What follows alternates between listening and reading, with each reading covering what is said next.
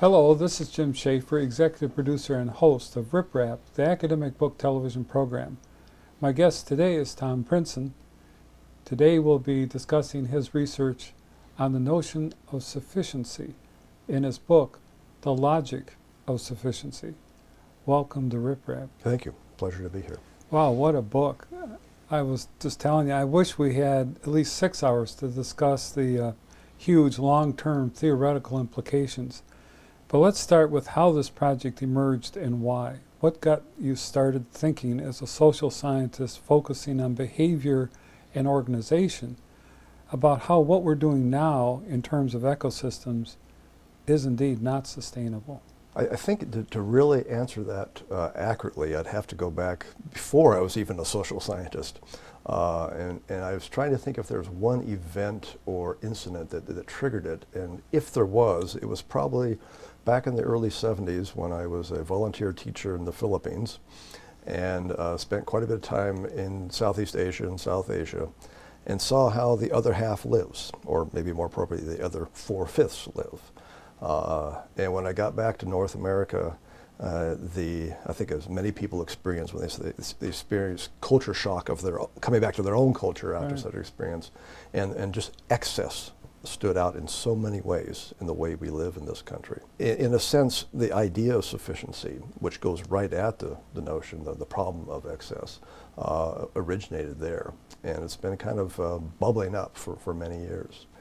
Well, you know, we do live in a culture that has many, in a society that has many benefits of being quite well off in terms, wealthy and yet before our viewers get too comfortable, I'd suggest that there are things that are happening that are near and dear to everybody in the daily life, like the increases in gas prices and the shortages of natural resources. So we're starting to feel driven by these ever-increasing demands for efficiency in our lives at home and at work.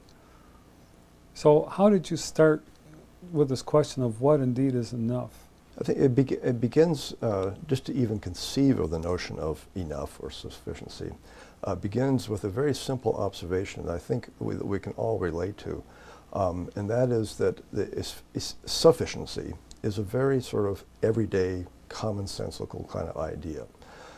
And we can understand that at two polar extremes in our everyday life. One is at the personal level. We all know when we've gotten enough sleep or when we've eaten too much or drunk too much or whatever. We know excess in that sense. We know when enough is enough. If you go to the opposite extreme, let's say take the astronaut's view of the planet, and you're looking at that green planet out in space.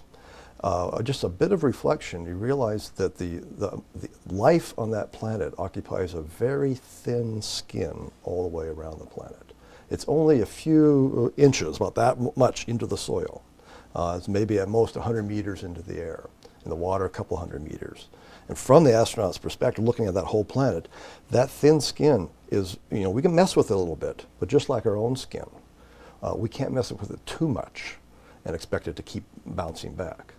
And so if you think about at those two completely opposite ends of the scale, the individual personal life, sleep, eating, drinking, whatever, and the planet, enoughness is self-evident. It's straightforward, common sense. Every man and woman on the street, a 10-year-old child can understand that.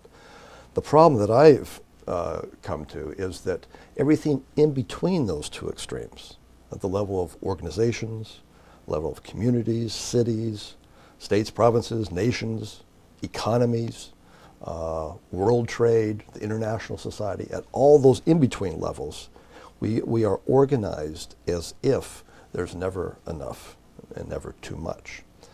And so it's in that organizing at those in-between scales that sufficiency is of most import. And that's where this notion of efficiency as an organizing principle is quite an interesting thing to study. And you bring that out in your book, and I think it'd be great if we could explain that some to set a foundation for our viewers, what you mean by efficiency and how that came to emerge as an organizing principle. Probably the first thing to say about it is efficiency is a wonderful idea. It's a perfectly good, useful concept. And in its place, it is very handy for analyzing and for and prescribing how to do things better.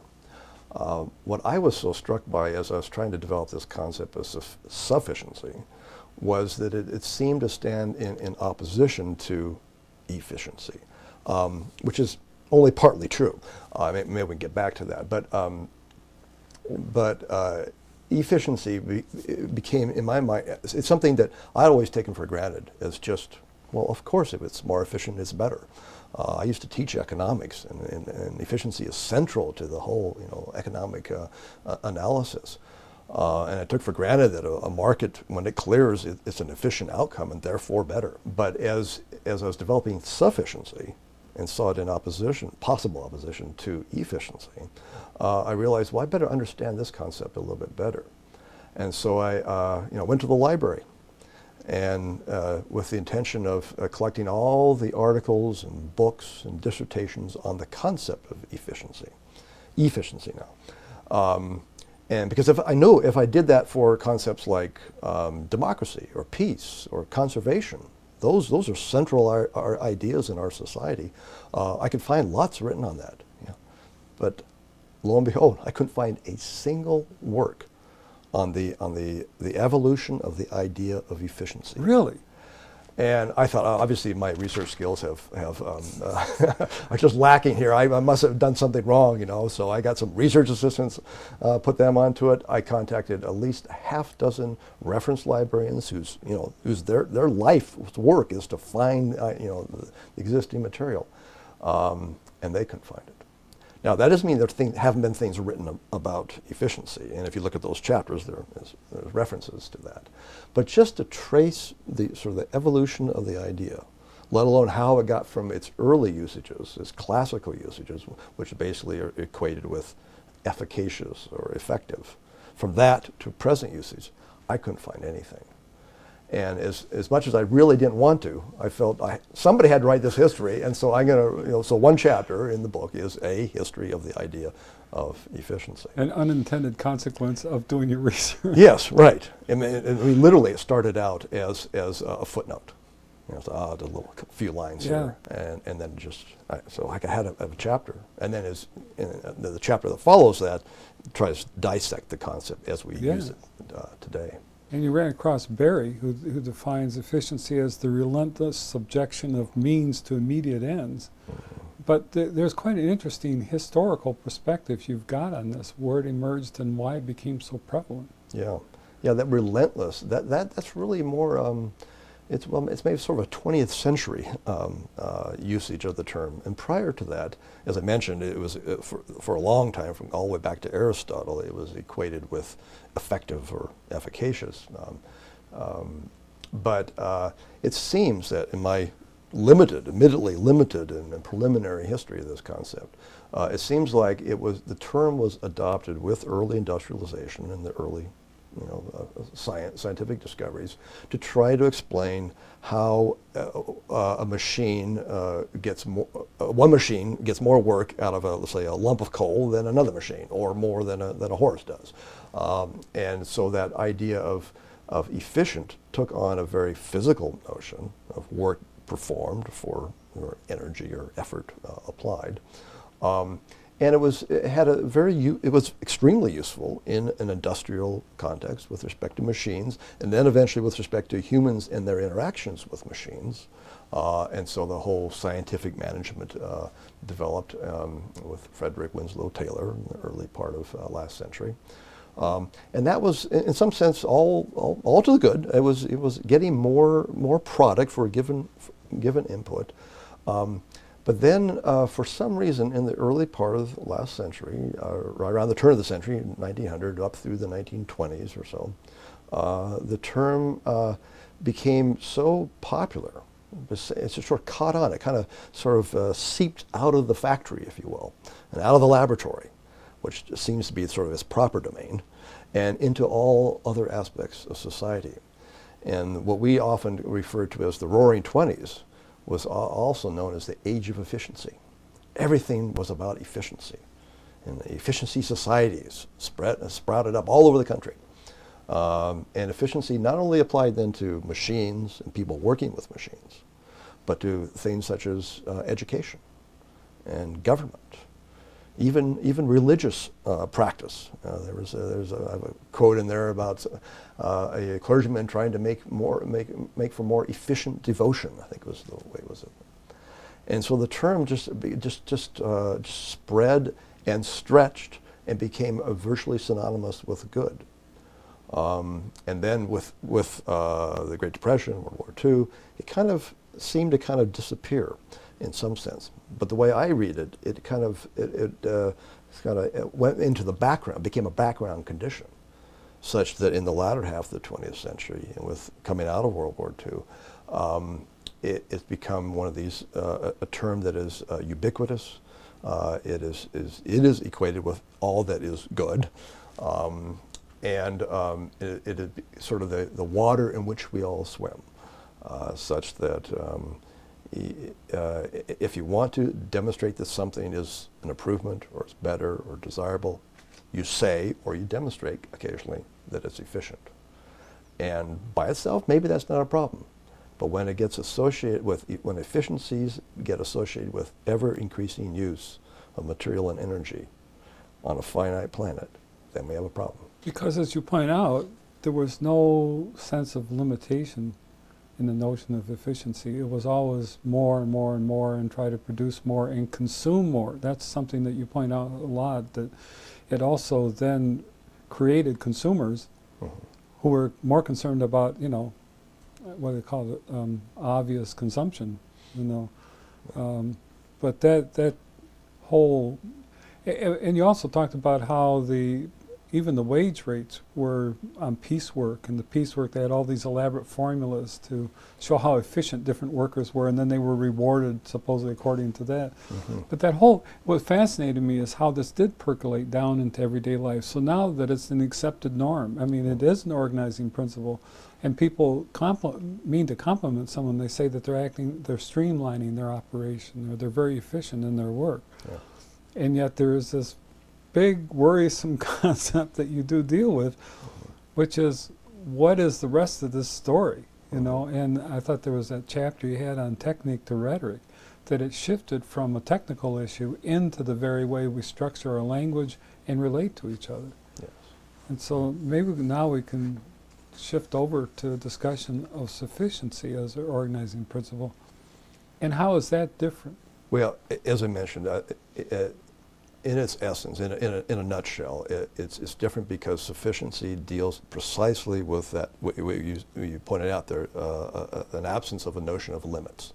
So when efficiency evolved as a concept and an organizing principle, it's probably reasonable that people were not thinking about limits, certainly not in terms of natural resources, because the human population was still quite small.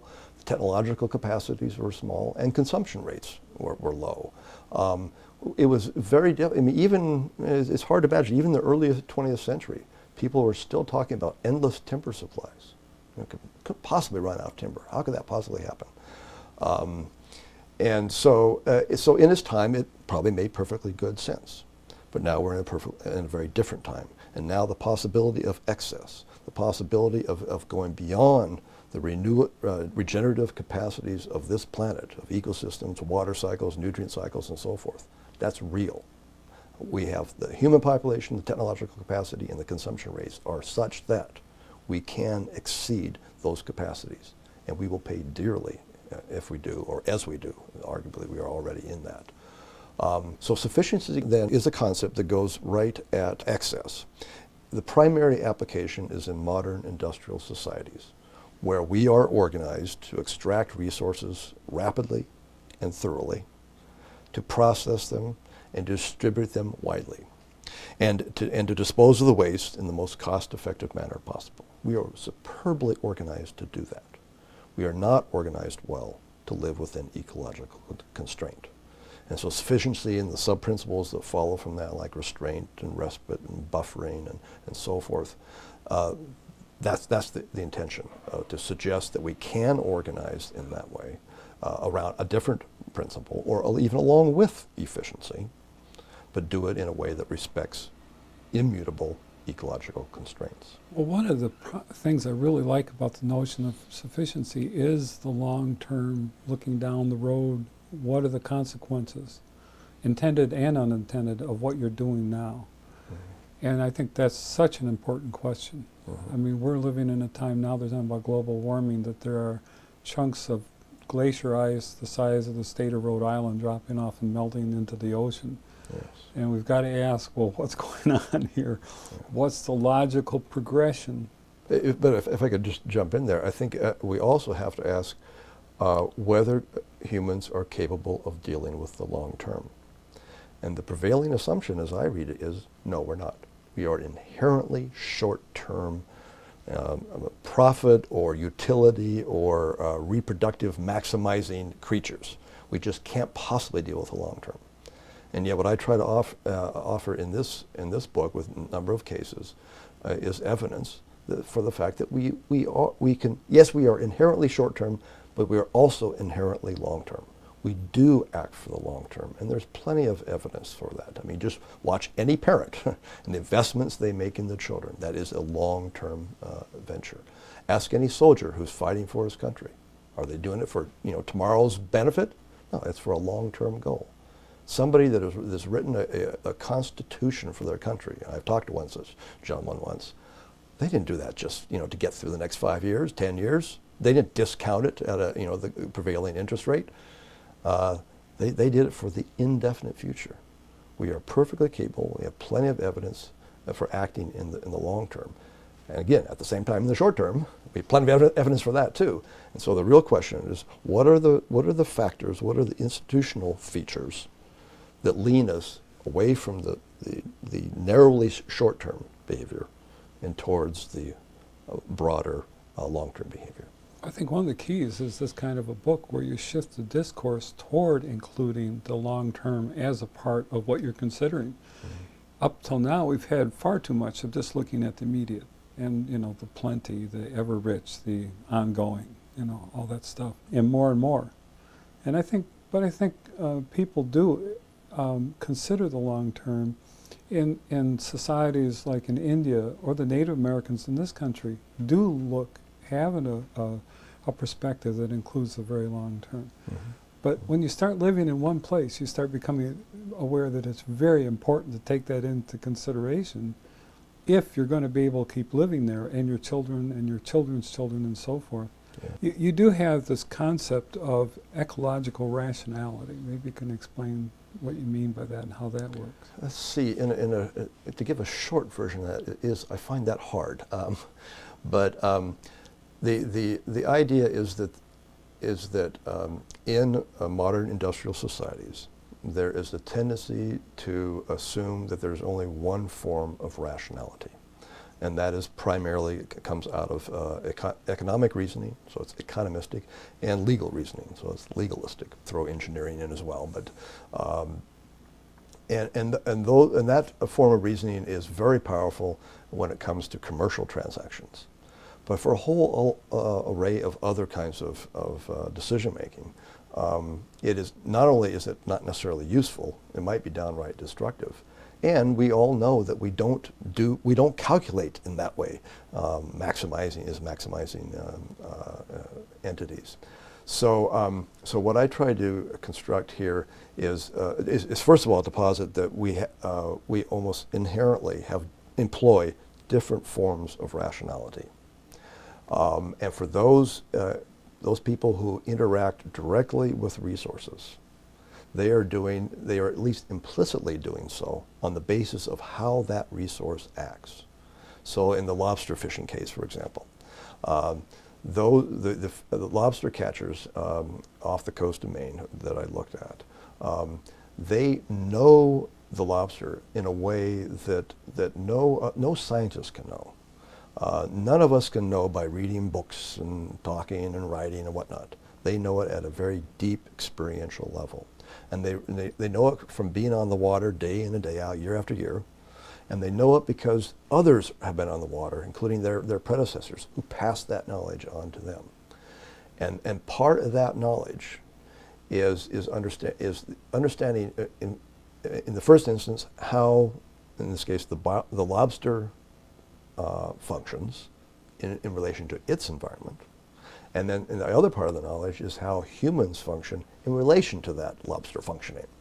And it's the combination of that, if done in a way that respects the long term, and done in a way that respects others' rights and interest in extracting from that resource, then it's ecologically rational.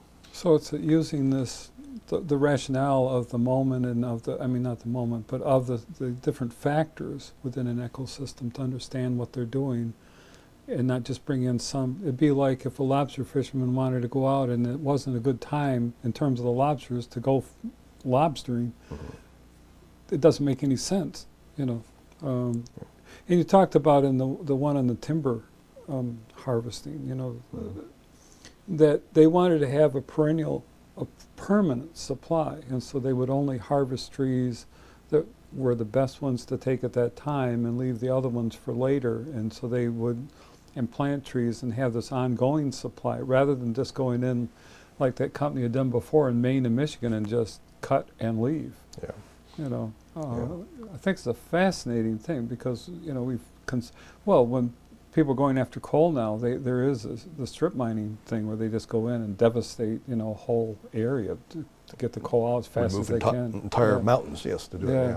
Well, it probably should point out in that timber case, this is Pacific Lumber in California, and it was in Humboldt County, a very conservative, very rough, difficult area of the rugged terrain.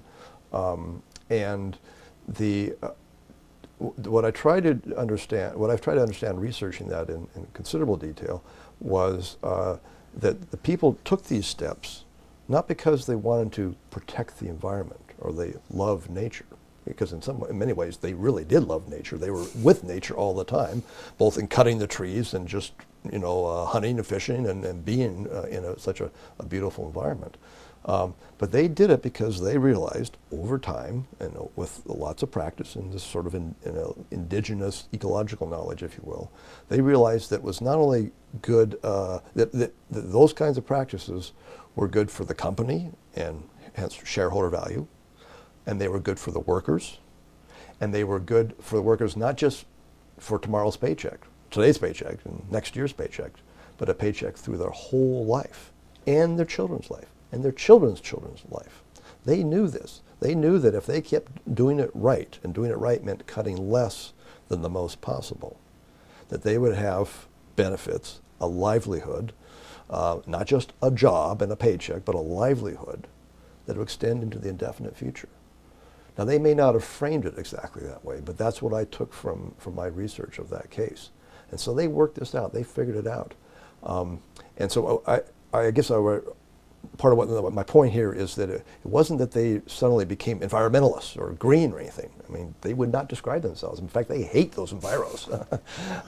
It's what they realized is their interaction with that resource for the indefinite future depended on them respecting that resource and using enough, but not too much. Practical and pragmatic extended were changed when they look at the long view. I mean, it was in their own self-interest. Yeah. Another concept was this notion of self-management, you know, within this ecologically constrained cosmos world. Mm-hmm. And I think that introduces another element that isn't necessarily an efficiency. The self-management implies a certain accountability, a certain restraint at not doing everything that you could do theoretically, but that you are considering all these other elements as you're making your decisions about what to do and how to do it. Probably the best example is the lobster case, but maybe I'll talk about the automobile case too on that. But the lobster case, a short take on that was that it wasn't enough just for an individual to know the lobster and be able to harvest it in a profitable manner, because they all shared that bottom, they call it the ocean bottom. They knew that they had to harvest it in a way that respected each other's rights and opportunities to make a living off that resource. And so they had to organize themselves in some fashion. Most of that organizing in the Maine lobster fishery for a century and a half or so has been informal, non-legal, hasn't been imposed by the government, but it's self-organized at the level of villages and harbors, and in so doing, they get together, sort of face to face, and say, how are we going to do this so that none of us gets a particular advantage, but we all do well. In that particular case I looked at in Monhegan Island, they figured out very early on, a century ago, that if they didn't fish year-round, that they could do other things during the off-season, and the lobster would reproduce and grow and be even richer and better resource than it was with year-round fishing, as was increasingly becoming the case up and down the Maine coast. So they imposed on themselves, and this is the self-management, they imposed on themselves a 6-month off-season. And to help reinforce that, so they could actually do that, they needed endorsement from the state, and so they got it into state law, as did other communities. And then later in the century, 1970s, they realized that all the lobster catchers up and down the coast were putting out more and more traps, and that this could not be sustained. And so they imposed on themselves a 600 trap per boat limit. The government didn't force them, nobody else forced them. They figured it out that they would all do better by imposing those limits. So that's the self-management, and that's the acceptance of limits. And the result is not that they did worse, not that they sacrificed or compromised, but they all did better. It seems to be shifting also from just a quantitative approach, more and more and more, to a qualitative approach of what you have is very good and perhaps the best. Yeah. Anyway, it's always fascinating with roads because there's so much construction goes on that they're built with a very specific lifespan. If you took roads as only a part of the larger transportation system, and asked the questions, how do we get people, where do they need to go, and what are the impacts intended and unintended of, let's say, road widening, then we might ask a whole different set of questions, not just about relieving congestion at this one particular intersection, but what is the right mix with public transport, with walking, bicycling, relocating neighborhoods and housing and so forth. Well, certainly your book raises some wonderful issues, and I really like all of those concepts we talked about, including the complexity of the world as an adaptive system. Thank you. And I really do think that it's a meta theory, and I hope that even though parts of it exist now, I don't think someone's really focused on it the way you have. And so thank you for being on Rip Rap. Well, thank you very much for having me.